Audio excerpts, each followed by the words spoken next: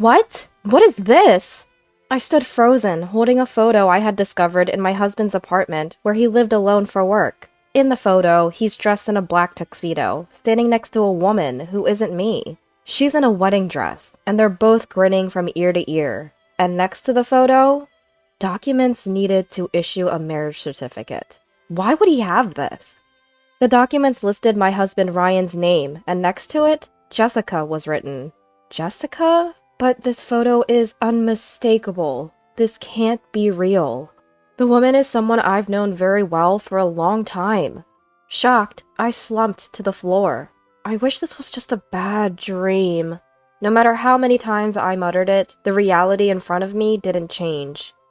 My name is Lauren, and I'm 34 years old. I married Ryan 2 years ago. He gets along well with my parents. Whenever we visit my hometown, he shares drinks with Dad and sends flowers to Mom, who loves beautiful and cute things, every month. He's a genuinely kind person. About 6 months after our happy married life began, Ryan got transferred. The twist? His new location was in the same state as my parents. Normally, I'd happily go with him, but I had just become a manager at work. If I go with him, I'll have to quit my job, but I've worked hard and finally started to see results. I don't want to give that up. Conflicted, I agonized daily, but he would always comfort me. Even if we're apart, my feelings for you won't change. I love you. Leaving me with these comforting words, he moved for his job.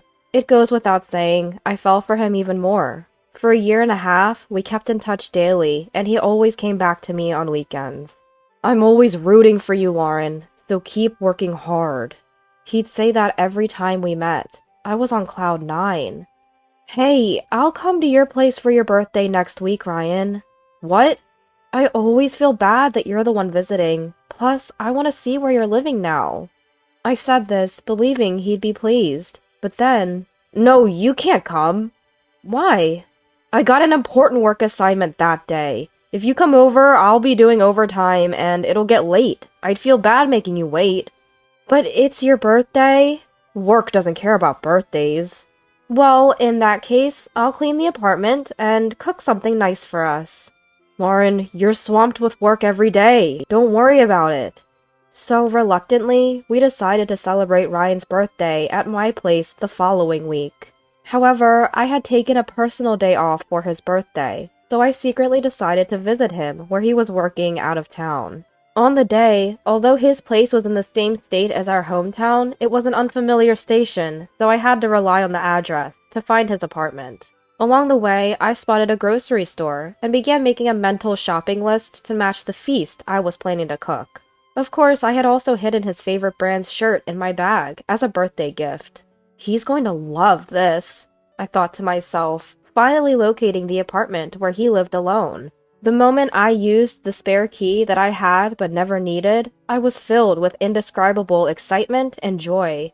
What if he didn't want me to come because his place is a mess? But then, when I opened the door, what I saw inside was completely different from what I had expected. What is this?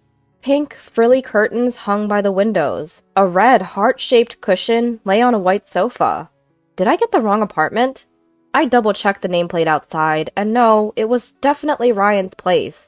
What's going on? Confused, I cautiously entered the apartment. That's when I spotted something shocking on a shelf next to the closet. Is this a photo of... It was a wedding photo, featuring a bride and a groom. Worse yet, there were documents necessary for issuing a marriage certificate, signed by Ryan and Jessica. This can't be.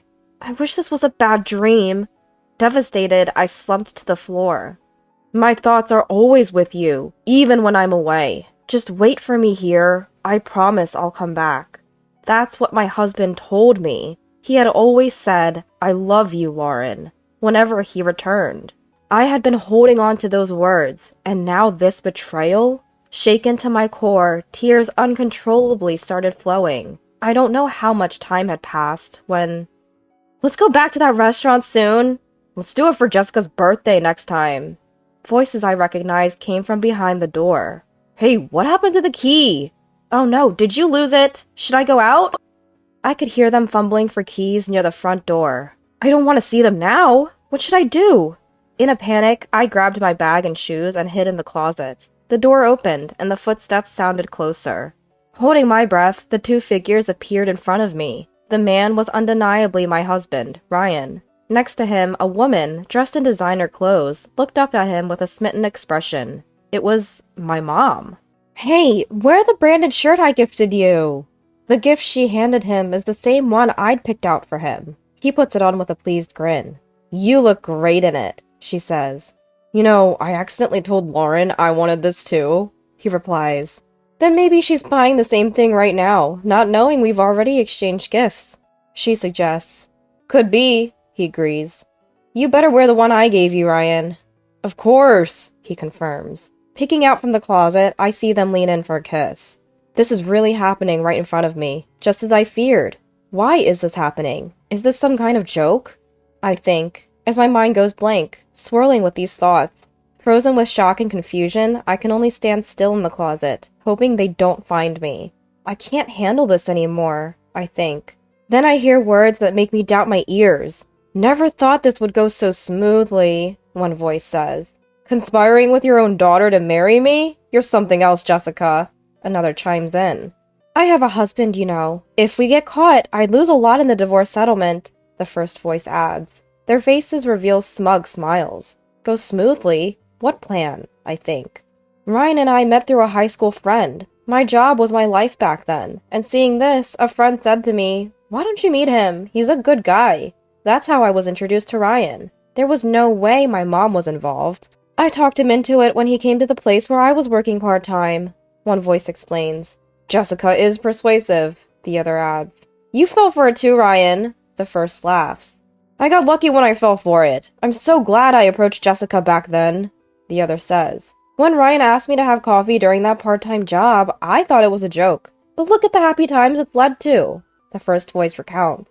"I thought you were only a bit older than me when I approached you. Never thought there'd be a 20-year age difference. You're so beautiful, Jessica. It's hard to believe," the second voice adds. "I still am, aren't I?" the first one asks. "Absolutely," confirms the other. What is going on? Was our meeting engineered by these two all along? And here I was, loving my husband sincerely. They must have been laughing at me behind my back all this time. This isn't going down without a fight. I discreetly pulled out my cell phone from my bag and began recording their actions from inside the closet. Sitting side by side on the sofa, intertwining their legs, they whispered to each other and chuckled. When my husband started to unbutton my mom's blouse and kiss her, a surge of nausea hit me. I quickly covered my mouth and forced it down.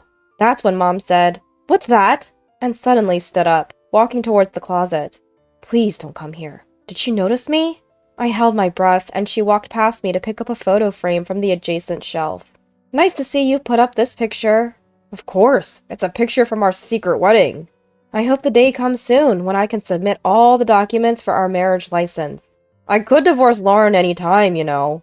"I'm sorry. Just a little longer." "When will you finally pay off that $70K debt?" "It'll take a few more years. Till then, my husband is the perfect ATM." "Same here. Lauren is only good for working after all." Calling Dad, who has been by her side for over 35 years since she got pregnant with me at 20, an ATM. I couldn't believe such a terrible woman is my mom. And to think my husband calls me an ATM and laughs about it is just cruel. They're idiots, aren't they? Lauren falls for anything I say. She even believed I was working today, on my birthday. She's foolish, indeed. And your husband has no clue, does he? Of course not. I put on the act of the perfect wife in front of him. Classic Jessica. He travels so much, he'll never find out. The husband I loved, the mother I trusted, turned out to be my greatest enemies. I was seething with anger. He lifted her up and headed towards the bed, turning off the lights. In the dim room, voices I never wanted to hear echoed in my brain. I couldn't even cry out of despair. They won't get away with this. I'll expose them to the end of the earth. I began recording them again after sending the video and address to someone. I'll document all the evidence. Fighting back the rising disgust and nausea, I waited. Finally, a long-awaited message arrived. I'm outside the front door now. Backup had arrived. The person I messaged was, of course, Dad. Now it's time for revenge. Inhaling deeply, I swung the closet doors open. Happy birthday, Ryan! I threw the gift I was holding at the two bewildered, naked individuals, unlocked the front door, and let Dad in. What? What's going on? Their mouths hung open, wordlessly shocked. Jessica, what are you doing? I thought you were on a business trip. Lauren, why? I came to surprise you on your birthday, but it looks like I'm the one who got surprised. Lauren, this is a misunderstanding. I saw everything from the closet, and I have evidence. Ugh, well, you see... Husband was so flustered he couldn't get any words out. Jessica, explain yourself! Listen, this isn't what it looks like. I didn't want this. It was Ryan who... I've already seen Lauren's video. No more useless excuses. This was the first time I ever saw Dad, usually a calm person, so incredibly angry. His eyes were filled with rage. Come on, Lauren. Forgive me, okay? Trying to hug me, he extended the same hand that had just been holding Mom. Disgusting! I don't want to be touched by trash like you. Don't say that. When I brushed his hand away, Mom stepped in to defend Ryan. How could you say that to Ryan? Apologize, now!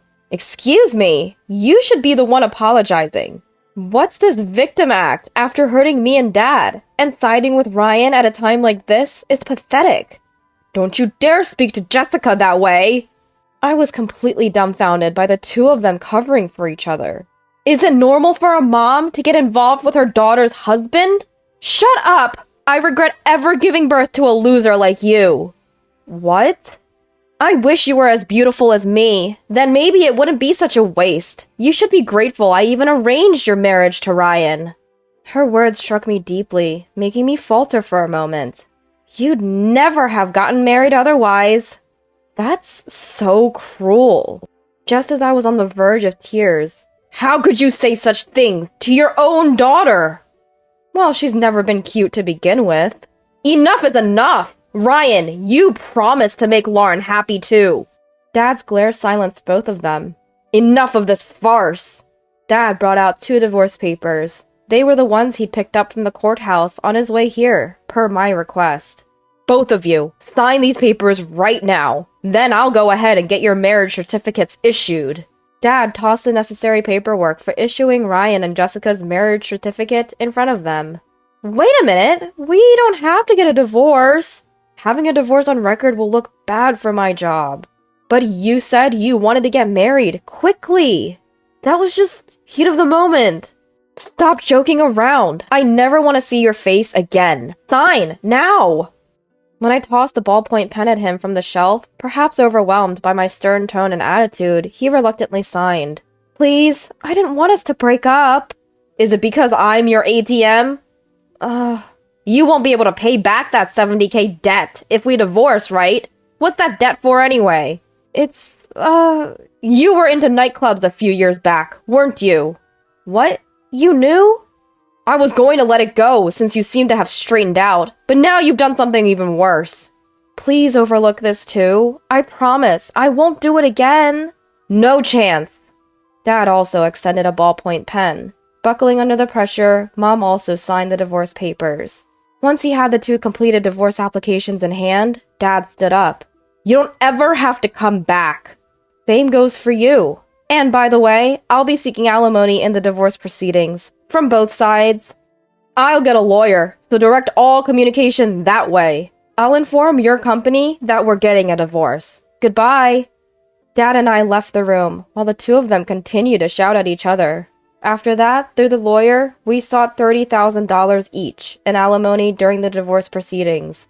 Since Dad did the same, that's a total of $120,000 in alimony, just from the divorce case. Furthermore, Mom had an additional debt of $70,000. She paid it off in one go, but the place she borrowed from seemed a bit sketchy. My ex-husband felt uncomfortable at his job and resigned, moving away with Jessica. Rumor has it, it wasn't so much a move as they were taken somewhere by the people they borrowed money from. Ever since that day, I've been afraid to trust people. But fortunately, I'm supported by my kind-hearted dad and trustworthy colleagues. It may take time, but I believe a happy future awaits, and I'll keep moving forward.